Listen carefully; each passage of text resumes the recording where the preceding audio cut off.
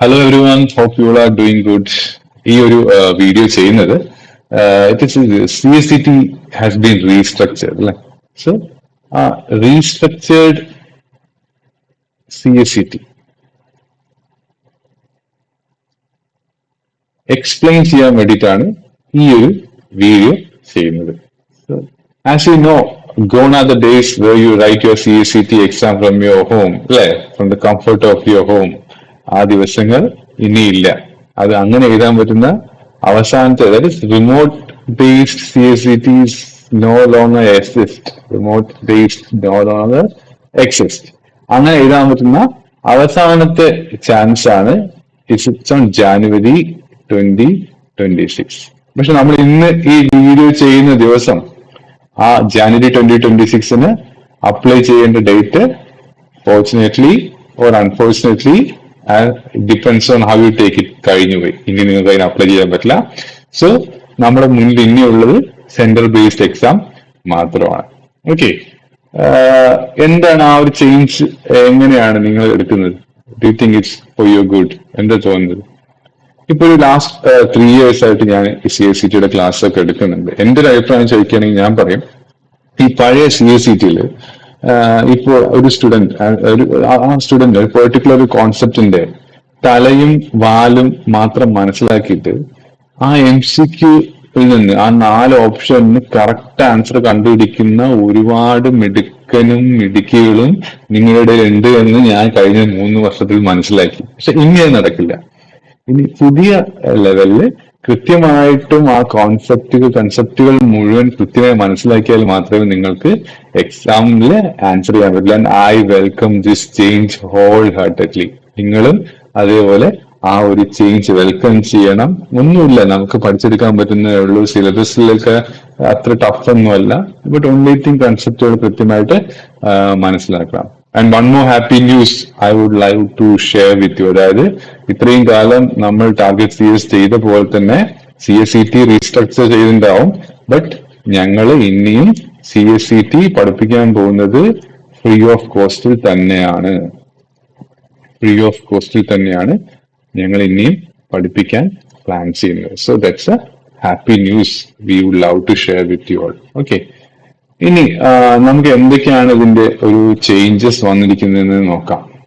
Okay, obviously ആദ്യത്തെ restructured CSCT exam നടക്കാൻ പോകുന്നത് June 2026 പുതിയ രീതിയിലുള്ള CSCT എക്സാം ആദ്യമായിട്ട് നടക്കാൻ പോകുന്നത് ഇറ്റ്സ് ഓൺ June 2026.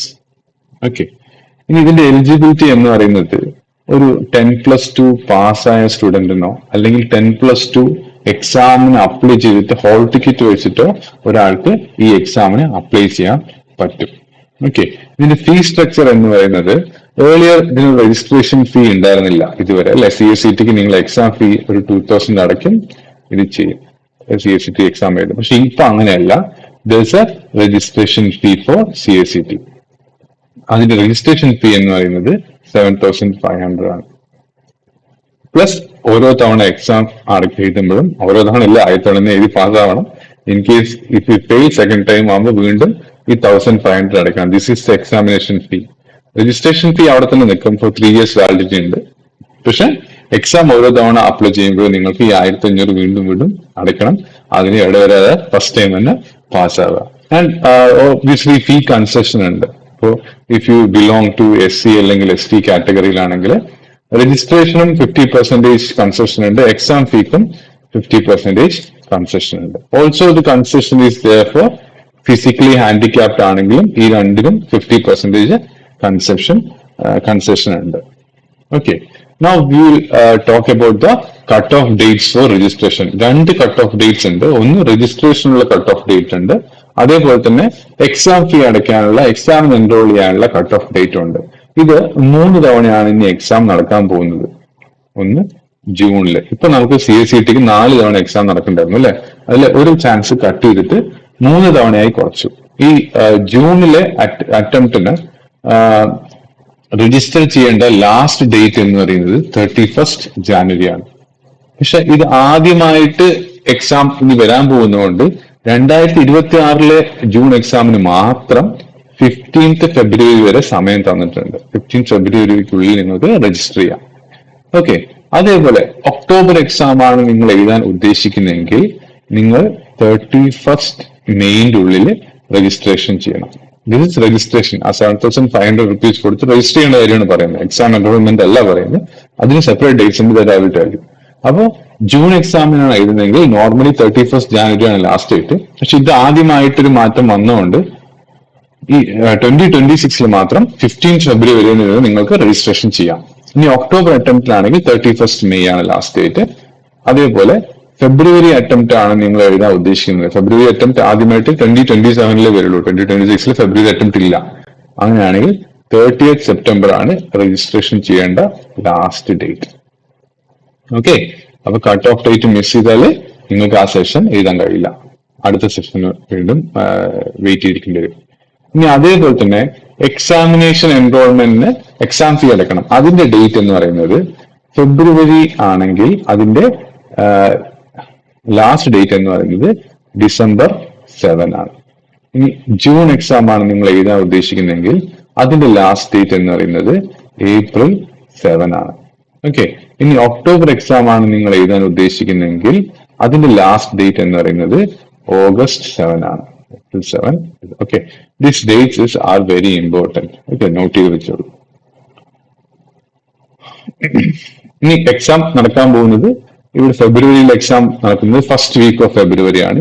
ജൂണിൽ എക്സാം നടക്കുന്നത് ഫസ്റ്റ് വീക്ക് ഓഫ് ജൂണിലാണ് നടക്കുക. ഒക്ടോബറിൽ എക്സാം നടക്കുന്നത് ഫസ്റ്റ് വീക്ക് ഓഫ് ഒക്ടോബറിലാണ്. ഇതിന്റെ റിസൾട്ട് വരുന്നത് ഫെബ്രുവരിയുടെ റിസൾട്ട് വരിക മാർച്ച് ലാസ്റ്റ് വീക്കാണ് വരിക. മാർച്ച് ലാസ്റ്റ് വീക്കാണ് റിസൾട്ട് വരിക. ജൂണിൽ എഴുതിയതിന്റെ ജൂലൈ ലാസ്റ്റ് വീക്കിൽ വരും. ഒക്ടോബറിൽ എഴുതിയതിന്റെ നവംബർ ലാസ്റ്റ് വീക്കിൽ വരും. ഈ രീതിയിലാണ് ഇതിന്റെ എക്സാം റിസൾട്ട്സ് വരുന്നത്. ഓക്കെ, ഇനി ഇതിന്റെ ഇതിന്റെ സബ്ജക്ട്സും എന്താന്ന് നമുക്ക് നോക്കാം. സബ്ജക്ട്സിൽ ഡീറ്റെയിൽ ആയിട്ട് വിൽ ഗോ ത്രൂ, ഇതിന്റെ സിലബസ് വിൽ ഗോ ത്രൂ. അത് നമുക്ക് അല്ലെങ്കിൽ വേറെ നമുക്ക് നോക്കാം. ഇനി എക്സാം വെന്യൂ ആൻഡ് ടൈമിംഗ് എന്ന് പറയുന്നത് it's centre based exam. Most important thing, centre based exam ആണ്. Timing is 2:30 PM to 5:45 PM. 15 minutes reading time ഉണ്ട് ഫോർ ഈച്ച് പേപ്പർ. ഓക്കെ, അതേപോലെ തന്നെ ഈ CACT രജിസ്ട്രേഷൻ എന്ന് പറയുന്നത് it is valid for 3 years. നിങ്ങൾ 7,500 രൂപ കൊടുത്തിട്ട് രജിസ്റ്റർ ചെയ്യുന്നത് അതിന്റെ വാലിഡിറ്റി എന്ന് പറയുന്നത് 3 years ആണ്. And once you pass CACT, ആ CACT റിസൾട്ട് വന്നു കഴിഞ്ഞാൽ CACT റിസൾട്ടില് if you are passed CACT, അത് കഴിഞ്ഞിട്ട് 1 yearന്റെ ഉള്ളിൽ നിങ്ങൾ എക്സിക്യൂട്ടീവിന് രജിസ്റ്റർ ചെയ്യുക. ഓക്കെ, ഇതൊക്കെയാണ് നമ്മുടെ മെയിൻ ആയിട്ട് വന്ന ചേഞ്ചസ്. ഇനി നമുക്ക് let's go through the syllabus. Okay, നോക്കാം. ഇതിപ്പോ ഇത്രയും ക്ലിയർ അല്ലേ? ഇനി നമുക്ക് സിലബസിൽ വന്ന മാറ്റങ്ങളെ കുറിച്ച് നമുക്ക് നോക്കാം. ഓക്കെ, എക്സാം ഫ്രീക്വൻസി നമ്മൾ പറഞ്ഞു, വർഷത്തിൽ 3 തവണയാണ് നടക്കുന്നത് അല്ലെ. ഇനി ഇത് ഒരു സെന്റർ ബേസ്ഡ് എക്സാം ആയി മാറി. അത് നമ്മൾ പറഞ്ഞു 4 ദിവസമായിട്ടാണ് നടക്കുന്നത്. Conducted over 4 days. ഓക്കെ, ഇതില് എങ്ങനെയാന്ന് വെച്ചാൽ യു ഹാവ് 4 subjects. അതിൽ ആദ്യത്തെ 4 ദിവസത്തിലെ day 1 you will have business communication. Business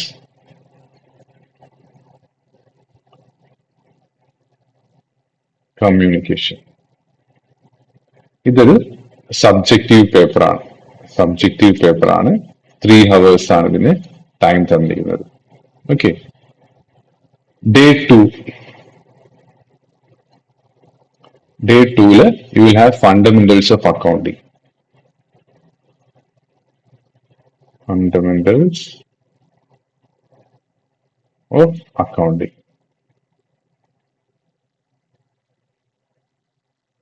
ഇതും ഒരു സബ്ജക്റ്റീവ് പേപ്പർ ആണ്. ഇതിന് ടൈം ഉള്ളത് 3 hours തന്നെയാണ്. There's no difference. 3 hours. ഇനി day 3 വരുന്നത് economic and business environment.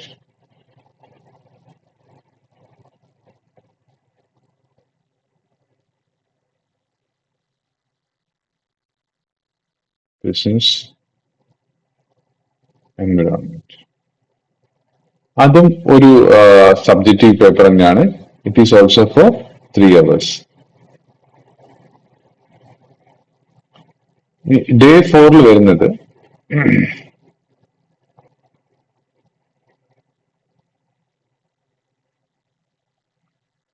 Business laws and management.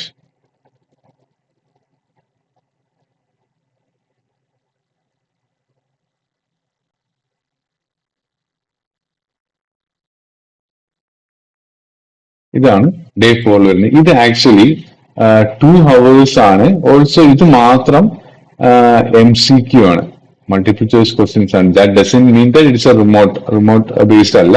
നിങ്ങൾ സെന്ററിൽ പോയിട്ട് OMR ഷീറ്റ് ഉപയോഗിച്ചിട്ട് പരീക്ഷ എഴുതും. This is how it is there. Okay, അപ്പൊ total marks is 400. Total marks 400 ആണ്. ഇതിൽ പാസിംഗ് എങ്ങനെയാന്ന് വെച്ചാല് 400 ആണ് ടോട്ടൽ മാർക്സ് വരുന്നത്. ഇതിൽ പാസിംഗ് എങ്ങനെയാന്ന് വെച്ചാൽ in each subject you should get at least 40%. പിന്നെ അഗ്രിഗേറ്റ് ആയിട്ട് 50% വേണം. അതായത് 200 ടോട്ടൽ വേണം. 200 ഔട്ട് ഓഫ് 400 മിനിമം വേണം. ഓരോന്നിലും 40%, അതാണ് മിനിമം 40 മാർക്കെങ്കിലും ഓരോന്നിനും കിട്ടിയിട്ടാണ് അഗ്രിഗേറ്റ് 4 കൂടി ടോട്ടൽ എടുക്കുമ്പോൾ you should have at least 200 out of 400. Okay, ഇതാണ് ഇതിന്റെ പാസിംഗ് ക്രൈറ്റീരിയ എന്ന് പറയുന്നത്. ഓക്കെ, ഇനി നമുക്ക് ഓരോ പേപ്പറിൽ എന്തൊക്കെയാണ് നമുക്ക് പഠിക്കാനുള്ളത് അതിനെ കൂടുതൽ ഡീറ്റെയിൽ ആയിട്ട് നമ്മൾ എക്സ്പ്ലെയിൻ ചെയ്യുന്നില്ല. ബട്ട് നമുക്ക് ഒരു ബ്രീഫ് ആയിട്ട് നമുക്കൊന്ന് നോക്കി പോവാം. So paper 1 business communication.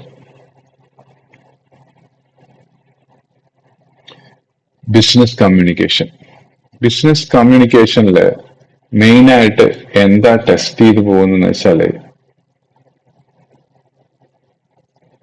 നിങ്ങളുടെ ഇംഗ്ലീഷ് ഗ്രാമർ, അതേപോലെ തന്നെ your ability to communicate in business situations, business letter, ആ രീതിയിലൊക്കെ കമ്മ്യൂണിക്കേഷൻ നിങ്ങൾക്ക് എത്രത്തോളം ഉണ്ട് എന്നുള്ളതാണ്.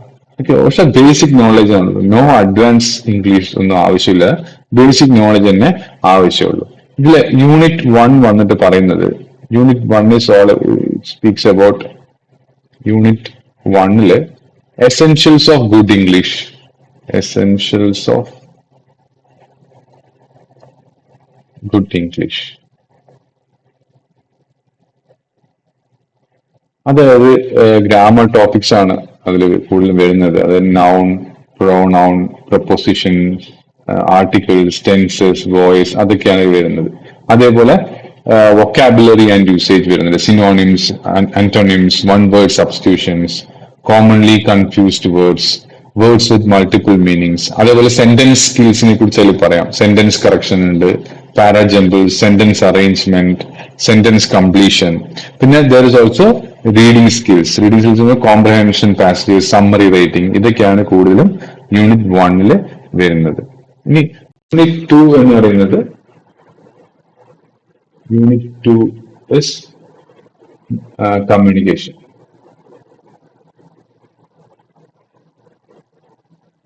കമ്മ്യൂണിക്കേഷൻ എന്ന് പറഞ്ഞാൽ എക്സ്ചേഞ്ച് ഓഫ് ഐഡിയാസ്, അല്ലെങ്കിൽ എക്സ്ചേഞ്ച് ഓഫ് ഫാക്ട്സ്, അല്ലെങ്കിൽ എക്സ്ചേഞ്ച് ഓഫ് ഫീലിംഗ്സ്, ഇതൊക്കെയാണ് നമ്മൾ കമ്മ്യൂണിക്കേഷൻ പറയുന്നത്. അപ്പൊ ഇതിൽ നമ്മൾ പഠിക്കുന്ന ടൈപ്സ് ഓഫ് കമ്മ്യൂണിക്കേഷൻ ആണ്. അതായത് റിട്ടൺ കമ്മ്യൂണിക്കേഷൻ ഉണ്ട്, ഓറൽ കമ്മ്യൂണിക്കേഷൻ ഉണ്ട്, വിഷ്വൽ കമ്മ്യൂണിക്കേഷൻ ഉണ്ട്, ഓഡിയോ വിഷ്വൽ കമ്മ്യൂണിക്കേഷൻ ഉണ്ട്. ഇതിനെ കുറിച്ചൊക്കെ നമ്മൾ പഠിക്കും. അതേപോലെ ബിസിനസ് കമ്മ്യൂണിക്കേഷനെ കുറിച്ച് നമ്മൾ അറിയാം. ഫോർമൽ കമ്മ്യൂണിക്കേഷൻസ്, ഓർഗനൈസേഷന്റെ ഉള്ളിൽ നടക്കുന്ന ഫോർമൽ കമ്മ്യൂണിക്കേഷൻസിനെ കുറിച്ച് നമ്മൾ പഠിക്കും. പിന്നെ ദർ ഇസ് കമ്മ്യൂണിക്കേഷൻ നെറ്റ്വർക്ക്സ്. ഒരു ഓർഗനൈസേഷന്റെ ഉള്ളിൽ പലതരത്തിലുള്ള നെറ്റ്വർക്ക്സ് ഉണ്ട്, കമ്മ്യൂണിക്കേഷൻ നെറ്റ്വർക്ക്സ് ഉണ്ട്. അതിന്റെ പല ഹൈറാർക്കികൾ തമ്മിൽ കമ്മ്യൂണിക്കേറ്റ് ചെയ്യുന്നതാണ്. അതായത് വെർട്ടിക്കൽ കമ്മ്യൂണിക്കേഷൻ ഉണ്ട്, ഹൊറിസോണ്ടൽ കമ്മ്യൂണിക്കേഷൻ ഉണ്ട്, സ്റ്റാർ കമ്മ്യൂണിക്കേഷൻ ഉണ്ട്, വീൽ കമ്മ്യൂണിക്കേഷൻ ഉണ്ട്. ഇതെല്ലാം വളരെ സിമ്പിൾ ആണ്. ഇതിനെ കുറിച്ചൊക്കെ നമ്മൾ പഠിക്കും ഇതില്. അതേപോലെ തന്നെ ഇതിൽ ഈ യൂണിറ്റിൽ പഠിക്കുന്ന വേറൊരു കാര്യമാണ് digital communication. Email, WhatsApp, video conferencing, social media, അതിനെക്കുറിച്ച് നമ്മൾ പഠിക്കും. അതേപോലെ തന്നെ കമ്മ്യൂണിക്കേഷൻ യൂണിറ്റിൽ പഠിക്കുന്ന വേറൊരു കാര്യമാണ് listening skills. That is the importance of listening, barriers to listening, how to overcome these barriers, ഇതിനെ കുറിച്ചൊക്കെ പഠിക്കും. അതേപോലെ തന്നെ പിന്നെ ലീഗൽ ആസ്പെക്ട്സ് വരും, data privacy, defamation, disclaimer clauses, ഇതെല്ലാം പഠിക്കും. പിന്നെ there is one important thing added here, technology in communication, AI, chat boards, email, social media platforms, അതിനെ കുറിച്ചൊക്കെ നമ്മൾ ഈ യൂണിറ്റ് 2 പഠിക്കും. ഇനി യൂണിറ്റ് 3 കുറിച്ച് പറയുകയാണെങ്കിൽ, unit 3 is all about unit 3 is all about business correspondence.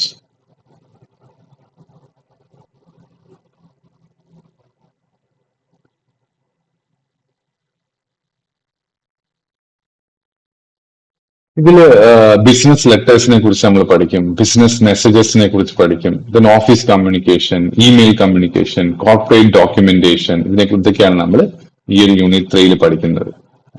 Corporate documentation പറഞ്ഞാൽ ഒരു നോട്ടീസ് എങ്ങനെ പ്രിപ്പയർ ചെയ്യും, അതെന്താണ്, നമ്മളൊരു മീറ്റിംഗിന്റെ അജണ്ട എങ്ങനെ പ്രിപ്പയർ ചെയ്യും, അതുപോലെ മീറ്റിംഗിന്റെ മിനിറ്റ്സ് എങ്ങനെ പ്രിപ്പയർ ചെയ്യും, ഇതൊക്കെയാണ് നമ്മൾ കോർപ്പറേറ്റ് ഡോക്യുമെന്റേഷൻ. അപ്പൊ വളരെ ബേസിക് ആയിട്ടുള്ള, ഒരുപാട് വലിയ വലിയ കാര്യങ്ങളൊന്നും ഇതിൽ വരുന്നില്ല. ഓക്കെ, പക്ഷെ ദീസ് യൂണിറ്റ് ഞാനിപ്പോ പറഞ്ഞ notice, agenda, minutes, these are part of executive. അപ്പൊ അതൊക്കെ നിങ്ങൾ ഇവിടെ പഠിക്കുമ്പോൾ you be definitely benefited why you are doing the executive. Okay, now unit 4 is all about unit 4 is about common business terminology. Common business terminology.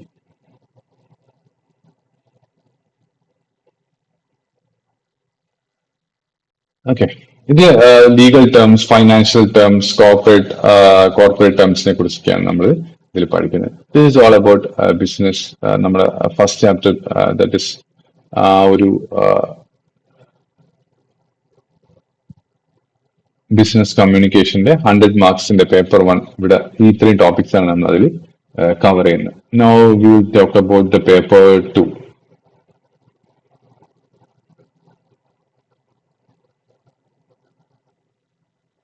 Paper 2 വരുന്നത് this is fundamentals of accounting.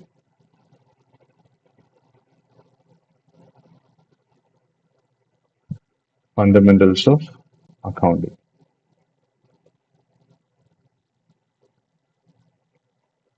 ഇതിന്റെ objective എന്ന് പറയുന്നത് it is to develop the basic accounting understanding മനസ്സിലാക്കാൻ വേണ്ടിയിട്ടാണ്. Basic accounting understanding മനസ്സിലാക്കാനാണ് ഈ ഒരു paper കൊണ്ട് ഉദ്ദേശിക്കുന്നത്. ഇതില് യൂണിറ്റ് 1 എന്ന് പറയുന്നത് basic concepts and principles. Basic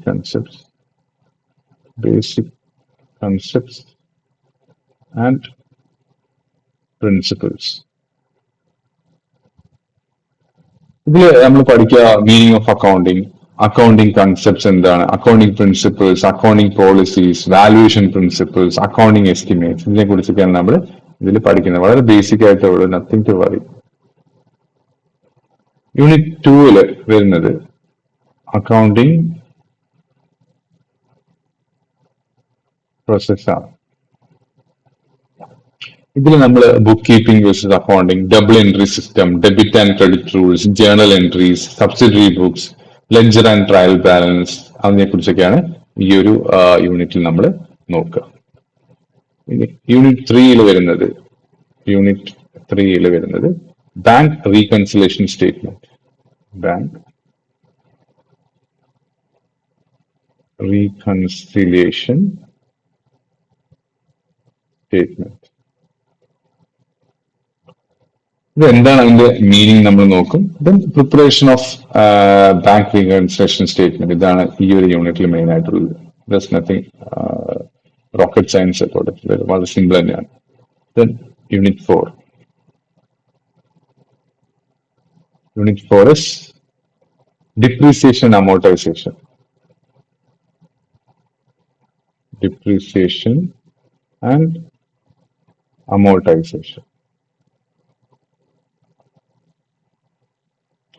ഇതെന്താണ്, അതിന്റെ മീനിങ് എന്താണ്, അതേപോലെ there is a straight line method and written down value method for calculating depreciation. അതൊക്കെ എന്തൊക്കെയാണെന്നൊക്കെയാണ് നമ്മൾ ഇതിൽ നോക്കുക. Now യൂണിറ്റ് 5 വരുന്നത് ഫൈനൽ അക്കൗണ്ട്സ്.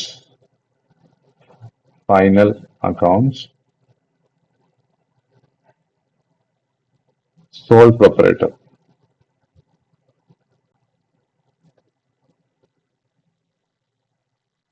ഓക്കെ, ഇതില് trading account, P&L account, balance sheet adjustments അതൊക്കെയാണ് നമ്മൾ ഈ യൂണിറ്റിൽ വരുന്നത് of sole proprietor.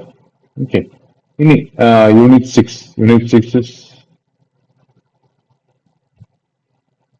Partnership and LLP accounts. ഇതൊക്കെ എക്സിക്യൂട്ടീവ് നിങ്ങൾക്ക് വരുന്നുണ്ട്. അതിന്റെ ബേസിക് മാത്രമേ നമ്മൾ ഇതിൽ നോക്കുന്നുള്ളൂ. വളരെ ബേസ് ആയിട്ടുള്ള കാര്യങ്ങൾ മാത്രമേ ഇതിൽ നോക്കുന്നുള്ളൂ. Once you okay with base then executive നിങ്ങൾക്ക് വളരെ ഈസി ആയിരിക്കും. ഇതിൽ നമുക്ക് വരുന്നത് പാർട്ട്ണർഷിപ്പ് ആൻഡ് LLP അക്കൗണ്ട്സ് എന്ന യൂണിറ്റിൽ ഗുഡ് വില്ലിനെ കുറിച്ച് നമ്മൾ നോക്കുന്നുണ്ട്, വാല്യൂഷൻ മെത്തേഡ്സിനെ കുറിച്ച് നോക്കുന്നുണ്ട്, അഡ്മിഷൻ, റിട്ടയർമെന്റ്, ഡെറ്റ് സൊല്യൂഷൻ, ഇതിനെ കുറിച്ചൊക്കെ നമ്മളിവിടെ നോക്കുന്നുണ്ട്. ഇനി unit 7 you have company accounts. വളരെ ഇൻട്രൊഡക്ഷൻ മാത്രമേ ഉള്ളൂ. കമ്പനി അക്കൗണ്ട്സിന്റെ ഏറ്റവും ബേസിക് ആയിട്ടുള്ള ഒരു ഇൻട്രൊഡക്ഷൻ ലെവൽ മാത്രമേ നമ്മൾ ഇതിൽ നോക്കുന്നുള്ളൂ. ഇഷ്യൂ ഓഫ് ഷെയർസിനെ പറ്റി നോക്കുന്നുണ്ട്, ഫോർഫീച്ചർ ആൻഡ് റീ ഇഷ്യൂ നോക്കുന്നുണ്ട്, ഡിബെഞ്ചേഴ്സിനെ കുറിച്ചും റിഡംഷൻ ഓഫ് ഷെയർസിനെ കുറിച്ചൊക്കെ നമ്മൾ ഇതിൽ നോക്കുന്നുണ്ട്. Then the last unit is unit 8 is non-profit organizations.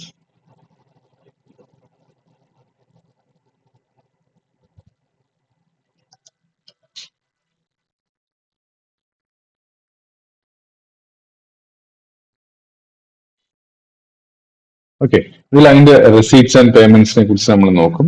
Income and expenditure, balance sheet, ഇതൊക്കെയാണ് നമ്മൾ ഈ നോൺ പ്രോഫിറ്റ് ഓർഗനൈസേഷനിൽ നോക്കുന്നത്. ഓക്കെ, ഇത്രയാണ് നമ്മൾ പേപ്പർ 2 നമ്മൾക്ക് തരുന്നത്. ഇനി now will talk about paper 3.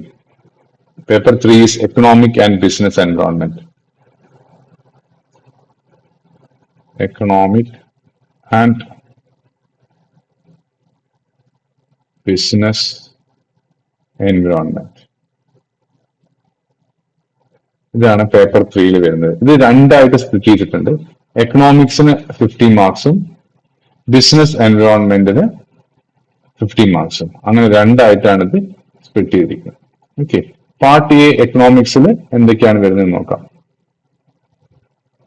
Part A എക്കണോമിക്സിൽ you have demand and supply. Demand and supply വരുന്നുണ്ട്. ഡിമാൻഡ് ആൻഡ് സപ്ലൈ, അതിൽ നിങ്ങൾ ലോ ഓഫ് ഡിമാൻഡ് എന്താണെന്ന് പഠിക്കും, എലാസ്റ്റിസിറ്റി എന്താണെന്ന് പഠിക്കും, മാർക്കറ്റ് സ്ട്രക്ചേഴ്സ് എന്താണെന്ന് പഠിക്കും. അതേപോലെ തന്നെ പിന്നെ വരുന്ന ടോപ്പിക് എന്ന് പറയുന്നത് നാഷണൽ ഇൻകം ആണ്.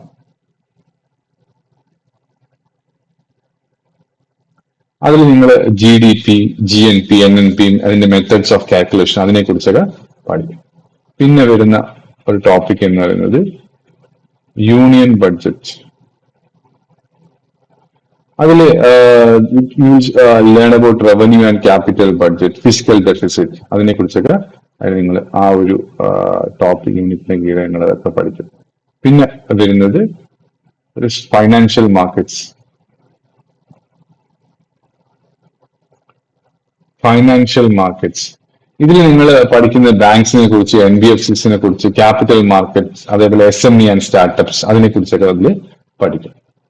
പിന്നെ വരുന്ന യൂണിറ്റ് എന്ന് പറയുന്നത് Indian economy. Indian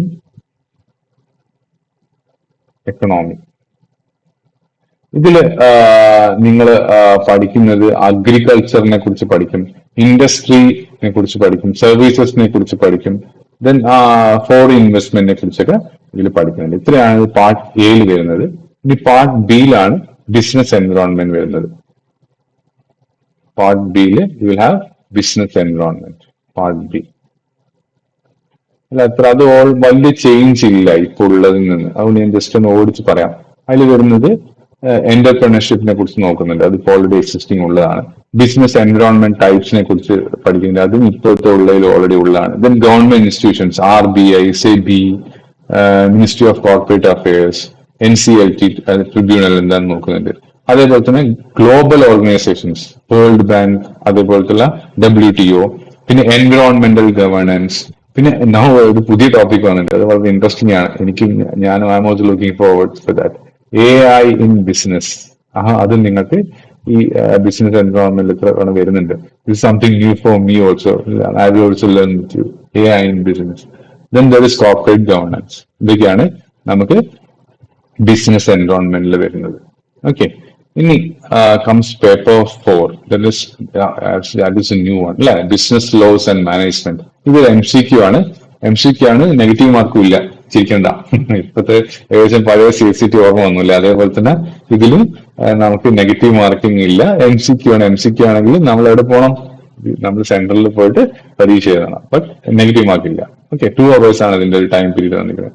so this paper 4 is business laws and management. Business laws and management. ഇതില് ബിസിനസ് ലോസ് വന്നിട്ട് 60 marks ആണ്, മാനേജ്മെന്റ് വന്നിട്ട് 40 marks. So part A business ലോസിൽ എന്തൊക്കെയുണ്ടെന്ന് നമുക്ക് നോക്കാം. പാർട്ട് എ ബിസിനസ് ലോസിൽ there is introduction to law. Introduction to law. അതേപോലെ company law basics. Company law basics ഉണ്ട്. നമുക്കറിയാം എക്സിക്യൂട്ടീവില് കമ്പനി ലോ എന്ന് പറഞ്ഞിട്ടൊരു സബ്ജക്റ്റ് നമുക്ക് പഠിക്കാനുണ്ട്. സോ കമ്പനി ലോ ബേസിക്സ് വളരെ ഇമ്പോർട്ടന്റ് ആണ്. MCQ ആണെങ്കിൽ പോലും വളരെ ഇമ്പോർട്ടന്റ് ആണ്. കൺസെപ്റ്റ് മനസ്സിലാക്കി തന്നെ പഠിക്കണം. Then there is contract law. Contract law നിങ്ങൾക്ക് ആക്ച്വലി ഇതിൽ വരുന്നത് JIGL വരുന്നുണ്ട്. കോൺട്രാക്ട് ലോ നിങ്ങളുടെ മൊഡ്യൂൾ 1 JIGL എന്ന സബ്ജക്റ്റിൽ ഈ കോൺട്രാക്ട് ലോ പറഞ്ഞിട്ട് ചാപ്റ്റർ വരുന്നുണ്ട്. പാർട്ട്ണർഷിപ്പ് ആൻഡ് LLP, അത് 1-2 സ്ഥലങ്ങളിൽ എക്സിക്യൂട്ടീവിൽ വരുന്ന കാര്യമാണ്. പാർട്ട്ണർഷിപ്പ് ആൻഡ് LLP അതും നിങ്ങൾക്ക് അടുത്ത ലെവലിൽ വളരെ യൂസ്ഫുൾ ആയിരിക്കും. Sale of goods act, JIGL നമുക്ക് വരുന്നുണ്ട് in executive. Sale of goods act. അതേപോലെ തന്നെ നെഗോഷ്യബിൾ ഇൻസ്ട്രുമെന്റ്സ്, അതും നെഗോഷ്യബിൾ ഇൻസ്ട്രുമെന്റ്സ് NI ആക്ട്, അതും നിങ്ങൾക്ക് അടുത്ത ലെവലിലും വരുന്നതാണ്. അതിന്റെയൊക്കെ ബേസ് മാത്രമായിരിക്കും ഇതിൽ പഠിക്കുന്നത്. ഇത്രയാണ് പാർട്ട് എ ബിസിനസ് ലോസിൽ വരുന്നത്. ഇനി പാർട്ട് ബി ബിസിനസ് മാനേജ്മെന്റ്, അത് 40 marksനാണ്. അതിൽ എന്തൊക്കെയാ വരിക നോക്കാം. പാർട്ട് ബിയില് അത് വരുന്ന ഒരു എന്ന് പറയുന്നത് meaning and nature of management വരുന്നുണ്ട്. മീനിങ്, ഇതൊക്കെ വളരെ സിമ്പിൾ ആവാൻ വഴിയുള്ള ബുക്ക് അല്ലെ. Meaning and nature of management എന്നൊക്കെ പറഞ്ഞാൽ അത്ര ബുദ്ധിമുട്ടുള്ള കാര്യമൊന്നും അല്ല പഠിച്ചെടുക്കാൻ. പിന്നെ functions of management. Functions of management എന്ന് പറഞ്ഞാൽ എന്തൊക്കെയാ വരിക? Functions of management. Functions of management എന്ന് പറഞ്ഞാൽ പ്ലാനിങ് ഉണ്ടാവും, ഓർഗനൈസിംഗ് ഉണ്ടാവും, സ്റ്റാഫിംഗ് ഉണ്ടാവും, ഡയറക്ടിംഗ് ഉണ്ടാവും, കോർഡിനേറ്റിംഗ് ഉണ്ടാവും, റിപ്പോർട്ടിംഗ് ഉണ്ടാവും, ബഡ്ജറ്റിംഗ് ഉണ്ടാവും. എന്താണ് എല്ലാം വളരെ സിമ്പിൾ തന്നെയാണ്. ഇതിനപ്പുറത്തേക്കൊന്നും ഒരു മാനേജ്മെന്റ് ഫങ്ഷൻസ് ഇല്ല. സോ ഇതൊക്കെ തന്നെ അതിൽ വരാൻ വഴിയുള്ളൂ. Then role of CS in management, that is something new and you should know. Role of CS in management. ഇത്രയാണ് നമുക്ക് ഈ ഒരു ഐ തിങ്ക് ഒരു ബ്രീഫ് ആയിട്ടൊരു എക്സ്പ്ലനേഷൻ തന്നു എന്ന് തന്നെ വിചാരിക്കുന്നു. നമ്മളും ഇതിന്റെ ക്ലാസ്സൊക്കെ സ്റ്റാർട്ട് ചെയ്യാൻ we are eagerly waiting. But thing is, ഇതുവരെ ഞാനിപ്പോ ഈ വീഡിയോ ഇറക്കുന്ന ദിവസം വരെ ഇതിന്റെ മൊഡ്യൂൾ ബുക്ക് നമുക്ക് ഇൻസ്റ്റിറ്റ്യൂട്ട് ഇറക്കിയിട്ടില്ല. സോ വൺസ് ആ ഒരു മൊഡ്യൂൾ ബുക്ക് ഇറക്കി കഴിഞ്ഞാൽ will start our classes. Okay, അപ്പോ you can join our free coaching. ഇതിന് താഴെ കൊടുത്തിരിക്കുന്ന വാട്സപ്പ് നമ്പറിലേക്ക് ജസ്റ്റ് ഒരു വാട്സപ്പ് അയച്ചു കഴിഞ്ഞാൽ you can join our free coaching. And thanks for listening to me. 30 minutes, half an hour listen to you. If you find this useful to you, then do like this video and share to your friends who are planning to do CS. Helpful. You can share this. Okay. Thank you. We'll see you again.